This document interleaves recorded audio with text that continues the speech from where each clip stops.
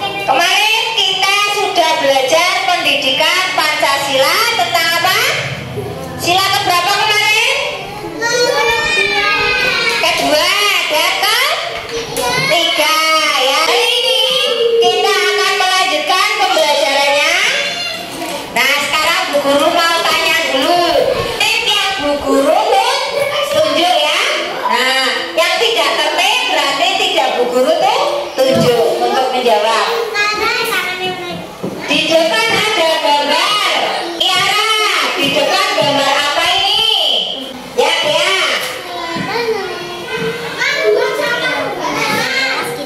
Gambar di depan itu gambar apa? Sama yang bagaimana? Tong sampah mana tongnya? Banyak sampah. Olivia. Nah, gambar di depan itu gambar apa, Olive? Membuang sampah sembarangan. Kalian lihat sampah di depan ini, kira-kira bagaimana? Banyak. Gambarnya indah apa tidak? Tidak.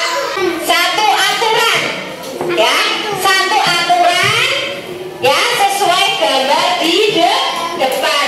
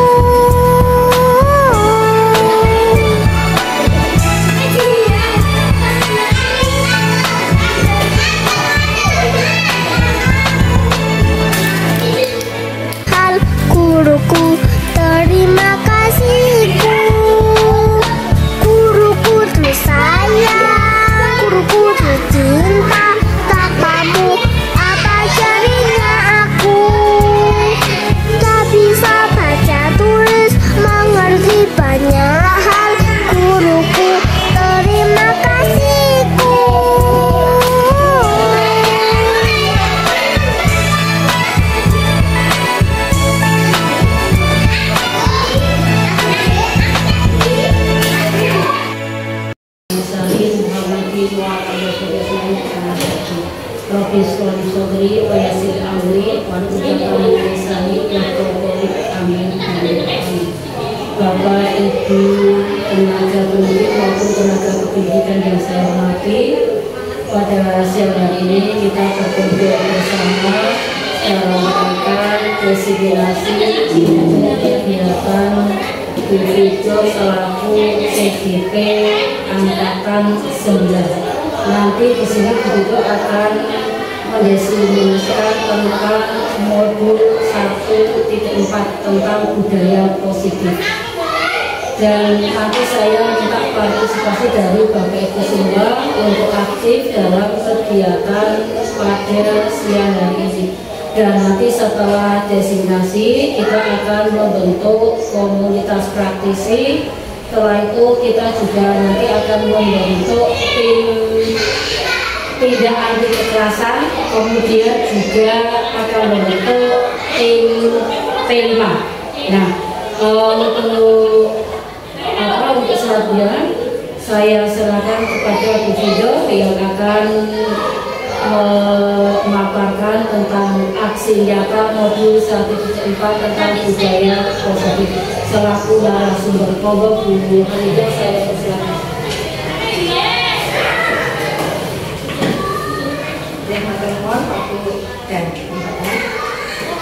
Assalamualaikum warahmatullahi wabarakatuh. Yang saya hormati guru kepala sekolah yang saya hormati Bapak Ibu guru SD Negeri Proyengan 14. Alhamdulillah bersyukur kita aturkan kepada Allah Subhanahu wa Ta'ala yang telah melimpahkan rahmat hidayah dan inayahnya sehingga pada siang hari ini kita dapat berkumpul dalam acara desiminasi aksi nyata modul 1.4 tentang budaya positif. Nah, kita salam dan salawat mengatakan kita Nabi Muhammad SAW yang kita nantikan sahabatnya di akhir. Nah, pada kesempatan kali ini saya akan menyebarkan pemahaman pada rekan guru SD Negeri Proyengan 14 tentang budaya positif yang telah saya pelajari di modul 1.4, yaitu pendidikan guru pembela angkatan 9. Pada budaya positif yang nanti kita akan belajar bersama, yaitu ada disiplin positif dan nilai-nilai kebajikan universal. Kemudian ada teori motivasi, dukungan, penghargaan, restitusi, keyakinan kelas, kemudian kebutuhan dasar manusia dan budaya berkualitas. Kemudian ada restitusi 5 posisi kontrol dulu, kemudian restitusi segitiga restitusi. Nah, 6 budaya positif ini hari ini kita akan ulas bersama-sama. Yang pertama yaitu budaya positif yang dipelajari antara lain disiplin positif, nilai-nilai kebajikan universal, teori motivasi, hukuman dan penghargaan, restitusi, keyakinan kelas, kebutuhan dasar manusia dan budaya berkualitas, restitusi 5 posisi kontrol, restitusi segitiga restitusi. Apa saja dan apa maksudnya? Mari kita pelajari bersama-sama. Dengan lebih meningkatkan budaya positif di sekolah, dengan membuat indikator-indikator ketercapaian yang ingin dicapai untuk lebih meningkatkan tanggung jawab murid, kemandirian murid atas perilakunya dengan menjadi guru yang reflektif, kita dapat mengevaluasi hal-hal yang sudah baik dan apa yang perlu diperbaiki atau ditingkatkan agar tercipta visi sekolah sesuai harapan kita semua. Nah, apa itu disiplin positif? Disiplin positif adalah cara penerapan disiplin yang mengajarkan anak bertanggung jawab dan menumbuhkan kesadaran diri berdasarkan nilai-nilai kebajikan universal, yaitu ada saling menghormati, toleransi, sopan, santun, dan lain-lain. Nah, nilai-nilai kebajikan universal itu maksudnya nilai-nilai yang kita yakini. Kebajikan berarti nilai yang tentunya baik bijak ya, positif. Di sini ada contohnya saling menghormati, toleransi, sopan, santun. Disiplin positif lebih ke arah disiplin diri yang dapat mengontrol diri dalam melakukan segala tindakan. Dengan disiplin positif dapat membuat murid memahami dan menyadari berdasarkan motivasi internal, bukan akibat paksaan, ujian atau hukuman. Nah, pada budaya disiplin positif di sini kita berusaha menumbuhkan motivasi dari dalam diri internal, dari dalam diri kesadaran, bukan karena hadiah, karena dipaksa kita, atau hukuman karena takut kita hukum akhirnya anak melakukan hal tersebut. Nah, karena untuk motivasi internal itu nanti bisa berakibat jangka panjang. Tapi kalau karena hanya ada hukuman, ujian itu hanya bersifat sementara.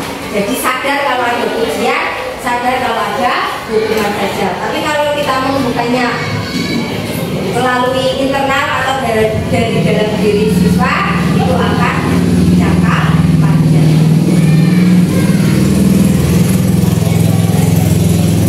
Nah, dia motivasi perilaku manusia itu didasarkan 3. Yang pertama itu menghindari ketidaknyamanan atau hukuman. Yang sering kita lihat, yang kita alami memang anak-anak melakukan pasti karena takut dimarahi guru. Ya, memang apa ya? Sudah membudaya, apalagi anak kecil kalau dibilang ada hukuman itu mesti langsung ya. Itu masih berlaku di kelas rendah karena memang menumbuhkan kesadaran untuk anak-anak yang belum nalar itu membutuhkan waktu yang konsisten berkelanjutan. Tidak bisa seperti kita membalikkan telapak tangan dengan mudah. Memang membutuhkan proses yang tidak singkat ya, walaupun nanti kita bisa lihat hasilnya itu mungkin tidak di jenjang SD, tapi mungkin bisa di SMP, SMA maupun nanti sudah tidak sekolah baru bisa terlihat. Motivasi yang kedua itu untuk mendapatkan imbalan atau penghargaan dari orang lain. Ya, tidak jauh anak kita sendiri kalau diiming-imingi sebuah hadiah, dia pasti lebih senang menjalankan sesuatu kegiatan. Yang ketiga, untuk menjadi orang yang mereka inginkan dan menghargai diri sendiri dengan nilai-nilai yang mereka percayai. Nah, ini motivasi yang ketiga ini yang paling susah kita tumbuhkan.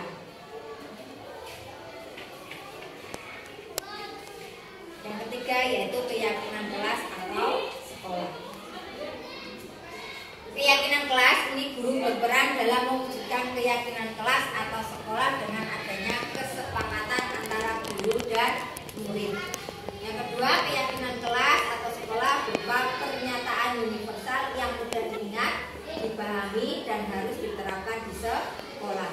Nah, ini Bapak Ibu, untuk menumbuhkan motivasi internal pada anak tahu bahwa itu adalah hal yang baik, hal yang tidak baik, kita perlu menanamkan yang namanya keyakinan kelas. Keyakinan kelas itu berupa pernyataan universal. Itu singkat, padat, dan jelas, jadi mudah diingat oleh anak. Nah, untuk keyakinan kelas ini ada 5 tahapan yang baik, kesepakatan mewujudkan keyakinan kelas. Nah, untuk keyakinan kelas bisa kita mulai ya, kita coba terapkan di kelas bersama anak-anak, membuat keyakinan kelas agar motivasi dari dalam diri itu anak-anak tumbuh. Untuk kelas 1 kemarin sudah saya, walaupun efeknya atau dampaknya belum begitu terlihat, pasti masih ada 1-2 anak yang melanggar keyakinan kelas ini.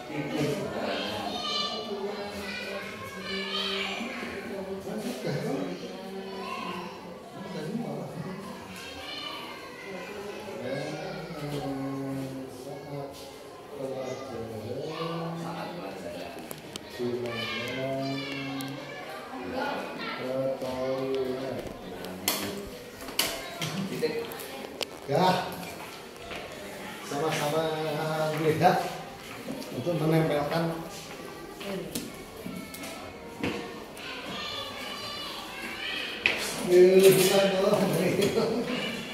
hilang dong.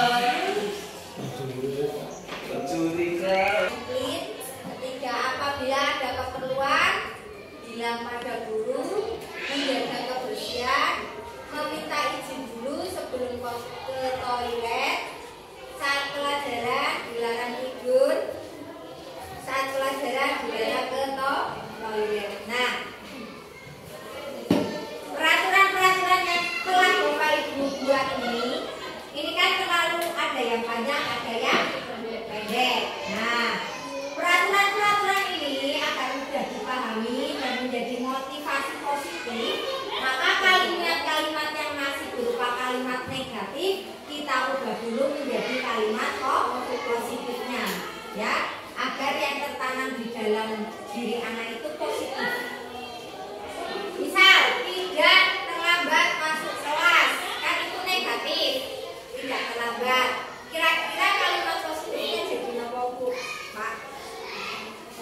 Nah, tepat waktu. Nah, peraturannya masih negatif, kita ubah menjadi kalimat positif. Datang tepat waktu. Ini disiplin juga. Apabila ada keperluan, bilang pada guru. Ini kan terlalu panjang.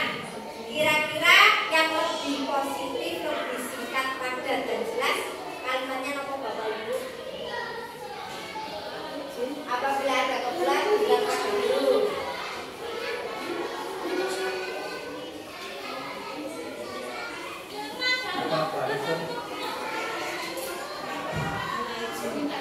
Meminta izin.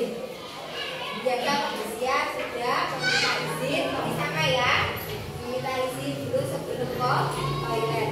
Saat pelajaran dilarang tidur. Berarti kalimat positifnya apa, Pak Faruk? Taati peraturan. Dilarang tidur saat pelajaran. Berarti kalimat positifnya apa? Taati peraturan di kelas. memperhatikan. Lebih tepatnya nomor perhatikan. Jangan rame. Saat pelajaran dilarang ke toilet. Dilarang ke toilet saat pelajaran. Kalimat positifnya yang lebih. Itu apa, Pak? Ditahan, jangan. Dilarang ke toilet. Fokus saat pelajaran, gitu ya. Nah, setelah menjadi kalimat positif, kita lihat kegiatan-kegiatan yang nampak dan tidak nampak. Nah, di sini ada disiplin. Kelihatan kegiatan yang nampak pada kegiatan disiplin itu apa saja, Bapak Ibu? Berangkat ke sekolah, berangkat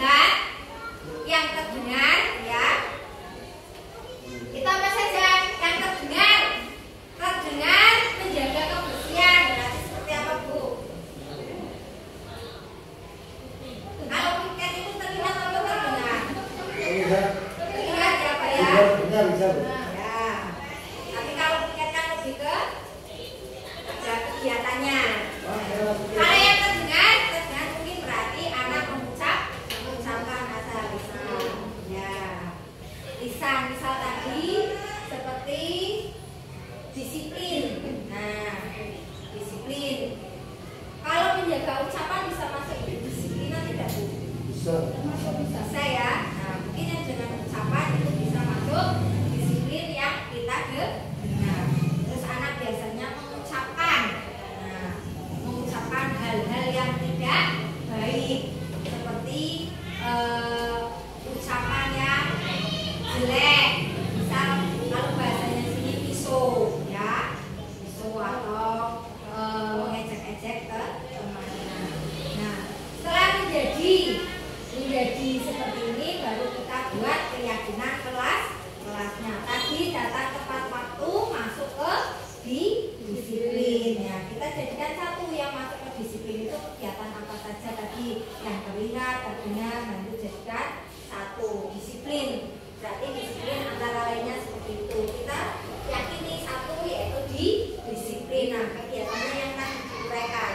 Ada yang terlihat, ada yang terdengar. Kemudian menjaga kebersihan. Menjaga kebersihan kita uraikan tadi ya. Nah, berarti keyakinan kelasnya adalah masuk ke menjaga kebersihan, membuang sampah, terus piket itu masuk menjaga kebersihan. Jadi satu sebuah keyakinan. Terus tidak berantem atau rukun itu masuk apa? Tidak ejek-ejekan, tidak pukul-pukulan, maksudnya kemana? Disiplin. Tinggal waktu. Bisa saling menghormati. Nah, saling menghormati itu kan banyak sekali lah, itu diantaranya tadi anak diajak, yang terdengar terlihat itu diajak, yang masuk saling menghormati itu apa saja. Tadi tidak perlu tidak ejek-ejekan, tidak pukul-pukulan dan lain sebagainya. Terus toleransi bisa jadikan keyakinan kelas. Nah, yang masuk toleransi itu apa saja? Nah, jadi anak yang menyebutkan, kita yang mengarahkan sampai terbentuknya keyakinan kelas. Memang tidak sepenuhnya misal 28 anak kok tertib mematuhi keyakinan semua. Kita bertahap, prosesnya memang tidak mudah, tapi kita mencoba dulu. Ya, kalau kita tidak mencoba, tidak melangkah, kita belum tahu hasilnya. Sudah terbayang orang bakal berhasil Bu, tetapi belum mencoba. Nah, itu namanya menyerah sebelum berperang. Kita coba dulu, kita terapkan di kelas, kita buat keyakinan kelas untuk menumbuhkan budaya positif.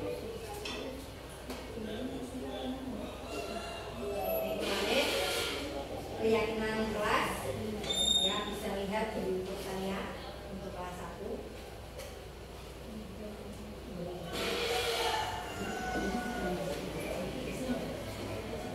Selanjutnya ada kebutuhan dasar manusia dan dunia berkualitas. Seluruh tindakan manusia memiliki tujuan hidup. Semua yang kita lakukan adalah usaha terbaik kita untuk mendapatkan apa yang kita inginkan atau memenuhi kebutuhan dasar kita. Anak sama, ya, anak melakukan tindakan entah itu negatif atau positif itu juga memiliki tujuan hidup seperti yang tadi terjadi saat apel pagi di kelas 1. Mereka berkelahinya mereka tetap pasti ada tujuannya. Nah, ternyata ada temannya yang berucap yang menyinggung perasaan. Nah, setelah tersinggung perasaannya, yang tersinggung otomatis merasa marah. Selain merasa marah, akhirnya pinginnya mengantar atau menjatuhkan saling. Itu semua punya tujuan hidup. Nah, yang pertama, kebutuhan dasar manusia pertama adalah bertahan hidup. Bertahan hidup ada makan, minum, kesehatan, rumah, yang Bapak ya. Iya, betul. Makan nomor 1 ya Pak ya. Biar tidak tidur.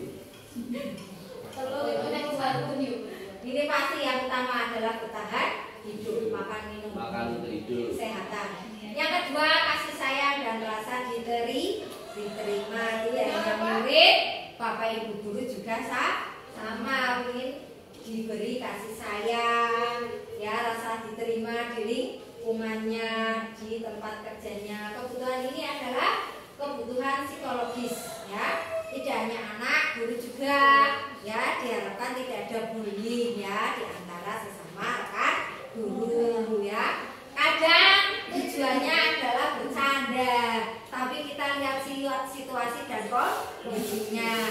Oh, ibu ini kalau diajak bercanda ini kita kira sakit hati apa tidak?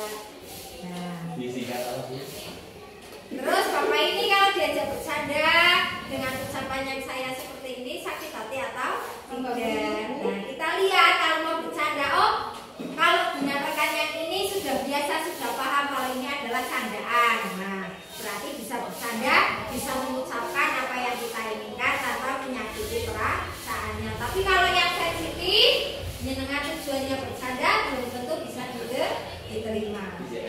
Nah, itu kalau tidak diterima, bisa masuk bullying enggak? Bisa, ya, itu termasuk sudah bullying. Kebutuhan untuk memberi dan menerima kasih sayang dan kebutuhan untuk merasa menjadi bagian dari kelompok.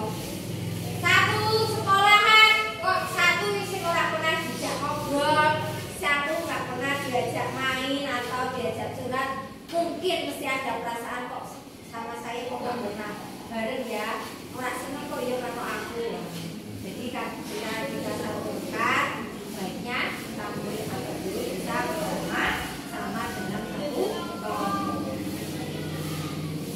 Yang ketiga, penguasaan. Nah, ini penguasaan kebutuhan ini berhubungan dengan kekuatan untuk mencapai sesuatu, menjadi kompeten, terampil, diakui atas prestasi, didengarkan dan memiliki harga diri. Nah, penguasaan ini yang nantinya biasanya membuat anak ini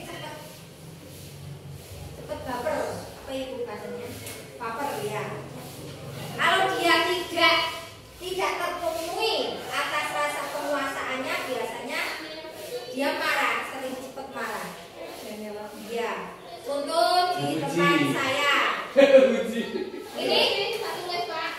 Rasa penguasaannya tinggi, dia selalu ingin jadi nomor satu, ingin selalu jadi pemimpin, ingin ngatur kancane. Tapi ketika hasratnya itu tidak terpenuhi, dia cepat emosi, cepat marah.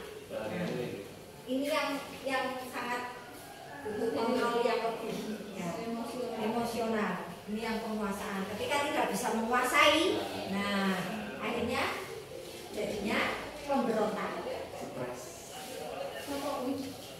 Yang keempat adalah kebebasan. Kebutuhan akan kemandirian, otonomi, memiliki pilihan dan mampu mengendalikan arah hidup seseorang. Kebebasan di sini itu tidak bebas sebebas-bebasnya atau bahasa Jawa sakarepe dhewe, ya. Tetap bisa mengendalikan arah hidupnya, tidak bebas sebebas-bebasnya, itu tidak. Nah, bebas dalam artian ini bisa memilih, ya, memilih kompetensi diri yang ingin dikembangkan, kemandirian, ya, kebebasan memilih jalan hidup yang lebih baik. Yang terakhir, kesenangan. Ternyata kesenangan itu nomor terakhir, nomor 5 dari kebutuhan dasar manusia. Senang, kebutuhan untuk mencari kesenangan, bermain dan tertawa. Ini bonus biasanya, ya. Apa yang pertama ini? Harus yang pertama. Oh, jadi nggak perlu makan, ya? Enggak. Waktu misalnya lewat di itu Nah, tadi 5 kebutuhan dasar manusia itu berhubungan dengan dunia berkualitas. Nah, manusia memenuhi kebutuhan dasarnya pastikan ingin memiliki dunianya yang berkualitas. Tempat khusus dalam pikiran Anda, tempat Anda menyimpan gambaran representasi dari semua yang Anda inginkan, berisi orang-orang, hal-hal, dan apa saja yang terbaik dalam hidup Anda dan membuat Anda merasa bahagia dan terpenuhi kebutuhan dasar Anda. Dunia berkualitas ini Anda sendiri yang memilah.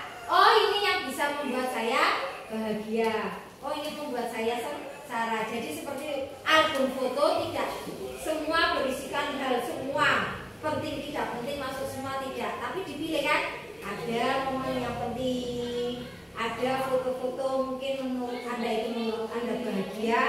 Penting pertumbuhan anak dari mulai hamil, melahirkan sampai nanti anak besar. Nah, ada kan yang albumnya seperti itu. Nah, itu di sini dunia berkualitas di sini satu antara yang lain tidak sama ya. Karena dunianya sendiri setiap orang berbeda-beda. Nah, ini bersih orang-orang mungkin saya cenderungnya sama Pak Taufik, saya lebih cenderung sama Buyun. Itu yang membuat hidup saya lebih berwarna. Seperti memilih istri, memilih istri atau suami ya. Nah, menurutnya dia adalah dunia yang berkualitas karena bisa membuat dunia kita lebih bermakna. Nah, ini yang berkenaan dengan tugas kita sebagai seorang guru harus memiliki 5 posisi kontrol seorang guru untuk menciptakan budaya positif. Yang pertama adalah penghukum. Bapak Ibu mendengar kata penghukum langsung terbenak di otak kira-kira kegiatan apa yang terdapat di sini? Anak tidak buat PR, langsung disuruh keluar buat 50 soal. Nah, ini masuk penghukum. Nah, kira-kira anak mau tidak mau mengerjakan apa tidak, Bu? Ya, karena dihukum ya langsung, padahal hati kecilnya dia tidak mau ya nulis 50 soal dari soal PR yang sebelumnya kan pasti sangat berat. Nah, penghukum di sini ya ini bersifat satu arah, hanya dari guru tanpa memberikan persetujuan atau pilihan kepada murid. Kemudian yang kedua adalah membuat rasa bersalah. Nah, lumayan kalau membuat rasa bersalah ini masih ada diskusi. Ya Allah, apa orang kelas karo guru wis kesel bengok-bengok ora dirungake. Nah, ini membuat rasa bersalah. Baru anaknya mikir, oh iya Mas. Curhat muncul. Yang ketiga ada sebagai teman. Kita bisa mengontrol murid-murid kita sebagai teman. Mungkin bisa melakukan pendekatan, ngobrol ya. Bagaimana perasaannya, nengopo, bagaimana kok, kenapa hari ini kok lemes ya, kenapa hari ini semangat, kenapa tidak bersemangat. Kemudian yang keempat ada pemantau. Nah, pemantau ini biasanya berhubungan dengan kita mengingatkan selalu, seperti kalau apel pagi kita mengingatkan sholat. Ini kita masih sebagai pemantau. Posisi kontrol seorang guru sebagai pemantau itu tadi. Kalau apel kita mengingatkan sholat, mengingatkan sarapan, karena sholat itu wajib. Kalau wajib berarti konsekuensinya apa? Kalau tidak dilaksanakan mendapat dosa. Nanti ya sebagai pemantau, posisi kontrol dulu. Contohnya tadi ya apel pagi. Terus yang terakhir adalah sebagai manajer. Nah, sebagai manajer ini kita bisa memberikan pilihan ya, menggali unsur-unsur intrinsik yang ada di dalam diri siswa. Lebih ke berdialog, anak diajak untuk menyelesaikan masalahnya sendiri. Nah, dari kelima posisi kontrol seorang guru ini ya, yang akan kita pelajari adalah yang sebagai manajer. Karena kalau sebagai penghukum jelas di kurikulum merdeka ini sudah tidak boleh. Karena ini adalah bersifat menyakitkan, hanya satu arah, yaitu dari guru, murid tidak diberikan pilihan. Terus kalau membuat rasa bersalah, ini belum menumbuhkan motivasi intrinsik dari dalam diri siswa sebagai teman, sebagai pemantau, maka untuk kurikulum merdeka ini kita diharapkan menjadi kontrol seorang guru dan sebagai manajer. Nah, untuk menjadi posisi kontrol sebagai seorang guru manajer yang harus dilakukan yaitu guru bersama murid membuat suatu keputusan secara bersama. Guru mempersilahkan murid untuk mempertanggungjawabkan perilakunya. Guru mendukung perilaku muridnya untuk dapat menemukan solusi atas permasalahannya sendiri. Posisi manajer mengacu pada restitusi di mana murid menjadi manajer untuk dirinya sendiri sehingga tercipta identitas positif. Nah, untuk manajer ini nanti saya berikan contohnya.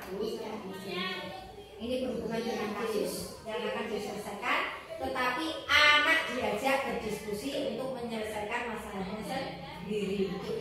Nah, untuk menyelesaikan masalahnya sendiri, kita menggunakan yang namanya segitiga restitusi. Apa itu segitiga restitusi?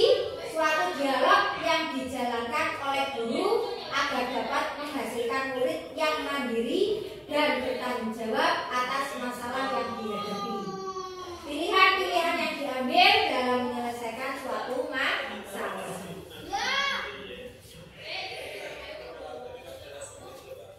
Nah, segitiga restitusi ini ada tiga, namanya segitiga, ada tiga tahapan. Yang pertama, menstabilkan identitas. Yang kedua, validasi tindakan yang salah. Yang ketiga, menanyakan keyakinan. Nah, di sini ada menanyakan keyakinan. Maka dari itu, untuk bisa menerapkan tahapan segitiga restitusi, Bapak Ibu harus membuat keyakinan kelas terlebih dahulu di dalam kelasnya. Nah, baru bisa melakukan segitiga restitusi. Nah, menstabilkan identitas itu yang bagaimana? Validasi tindakan yang salah bagaimana? Menanyakan keyakinan yang bagaimana? Lanjut, menstabilkan identitas itu kita memberikan pertanyaan-pertanyaan kepada siswa berkaitan dengan masalah yang dia hadapi. Berdasarkan prinsip membuat kesalahan adalah bagian dari proses pembelajaran. Jadi kita tidak langsung kalau anak membuat kesalahan langsung disalahkan. Karena kowe nakal, kowe jiwet. Nah, tidak langsung seperti itu kan, ya. Nah, tapi kita stabilkan dulu biar mereda, biar adem, suasananya biar tidak memanas lagi. Nah, ini tidak langsung dijudge anak itu salah, anak itu nakal, ya. Anak itu buat ulah. Karena tadi setiap tingkah laku itu memiliki tujuan. Dia membuat onar pun pasti ada tujuannya. Maka kita stabilkan dulu. Kita beri pertanyaan-pertanyaan. Kenapa tadi kok pukul? Kenapa kok dipukul? Nah, ya sudah, tidak apa-apa.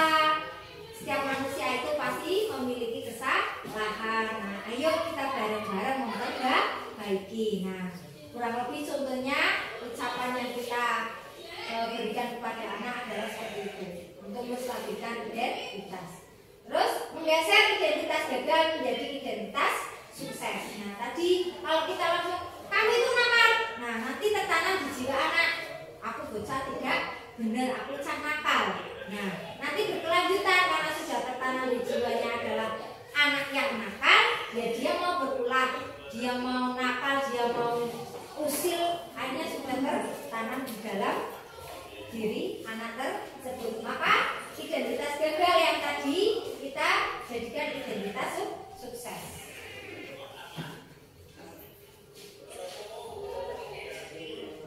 Validasi tindakan yang salah. Divalidasi ini bukan berarti ya kamu salah. Nah, kamu harus bertanggung jawab. Di sini kita tidak mencari siapa salah, siapa benar, tapi kita mencari solusi untuk bersama.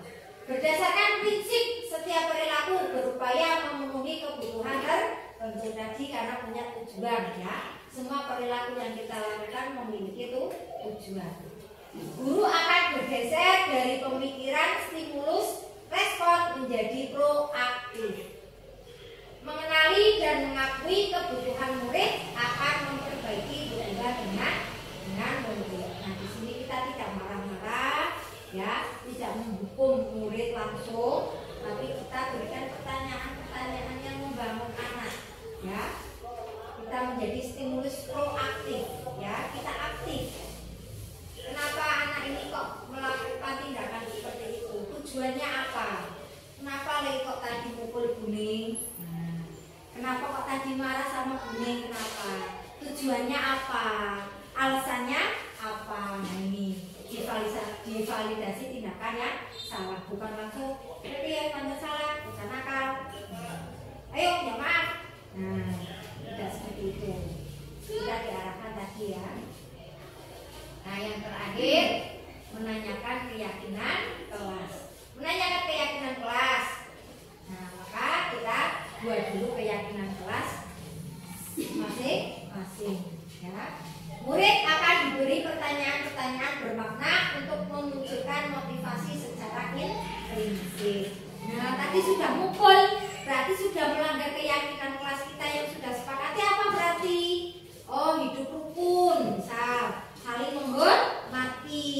Nah, kalau kamu tahu itu adalah pelanggaran, berarti apa yang harus dilakukan? Apa yang harus dilakukan oleh kamu? Nah, biar anak menggali, oh ya saya sudah salah, saya sudah melanggar, berarti saya harus minta maaf, saya harus memperbaiki diri, harus merubah. Misalnya yang biasa terlambat, berarti mungkin bisa punya solusi, bangun lebih awal dengan menyetel alarm lebih pagi biar sholat subuh, biar datang tidak terlambat. Kemudian mampu mengkaitkan keyakinannya dengan tindakan yang salah. Di sini kita plus memberikan solusi yang terbaik untuk anak tersebut. Nah, jadi anaknya terbangun motivasi secara intrinsik. Karena saya sendiri kalau selalu disalahkan, walaupun kadang melakukan kesalahan, tapi kalau langsung disalahkan mesti ada perasaan yang tidak enak. Nah, ini tidak berlaku untuk murid, juga berlaku untuk guru. Sebaiknya kepala sekolah kalau dengan guru, kalau misal anak buahnya melakukan kesalahan, tidak langsung ditunjuk, disalahkan di situ juga. Itu membantu psikologis, pasti merasa malu dengan temannya, ya. Nah, lebih baiknya juga melakukan segitiga restitusi untuk pembimbingan. Oh, jangan panjang selesai kok. Nah, tidak seperti itu ya. Diharapkan tidak hanya guru, tetapi juga pemimpin di dalam sekolah. Nah, harapannya di kurikulum merdeka ini kita melaksanakan segitiga restitusi untuk menyelesaikan masalah.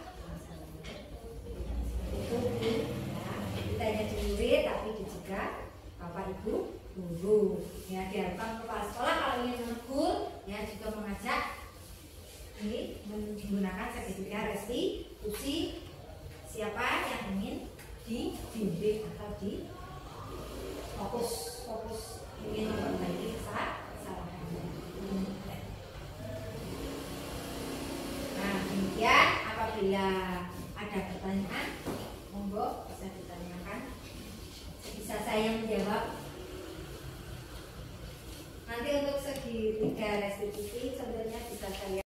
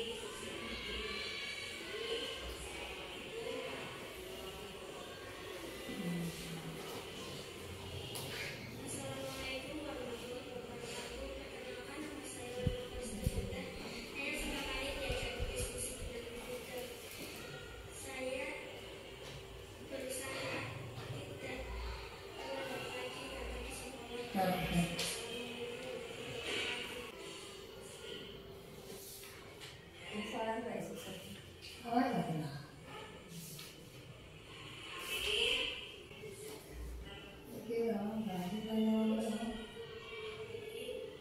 Apapun yang kita lakukan apapun yang kita lakukan pada anak kepada teman sekolah itu tadi kan komunikasi biar orang tua tidak salah paham. masih lain-lain dalam Yo, alhamdulillah ya Om di sini nggak ada ya. enggak sini enggak cuma ya memang kita angka baiknya mereka betul mereka kita yang Dia menerapkan benar karena senang saja kalau dia malah seperti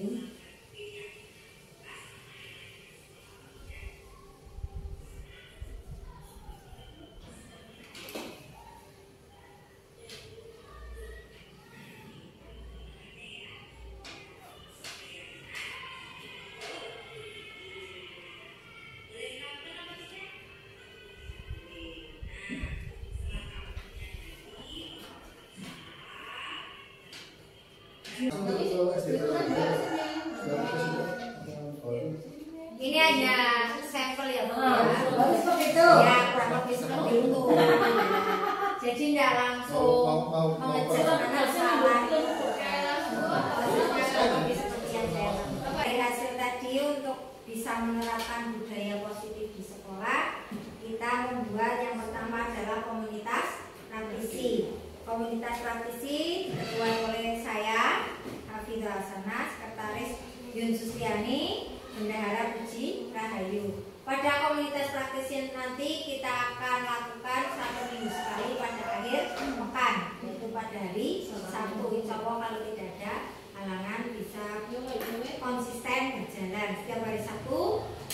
Nanti komunitas praktisi ini kegiatannya adalah refleksi diri tadi ya, sudah saya sampaikan. Refleksi diri yaitu tentang kelebihan dan kekurangan pembelajaran yang ada di kelas masing-masing. Mungkin yang punya kendala atau punya ide-ide yang baru yang bisa ditularkan dengan rekan-rekan bisa disampaikan pada pertemuan pada komunitas praktisi tadi ya. Sharing tentang masalah atau apa ya, yang tujuannya satu yaitu untuk memajukan SD Perundangan 14. Kemudian yang kedua adalah tim Satgas. Satgas ini untuk terciptanya sekolah aman ya, anti bullying dan meningkatkan kedisiplinan pada siswa. Untuk tim Satgas koordinator Ibu Riyati Ningsih, anggota saya Hafidzah Hasanah, orang tua yaitu Bapak Pranoto, dari komite itu Bapak Parwito, terus tenaga kependidikan yaitu Bapak Muhammad Biskom. Terima kasih atas waktunya, saya akhiri pertemuan hari ini.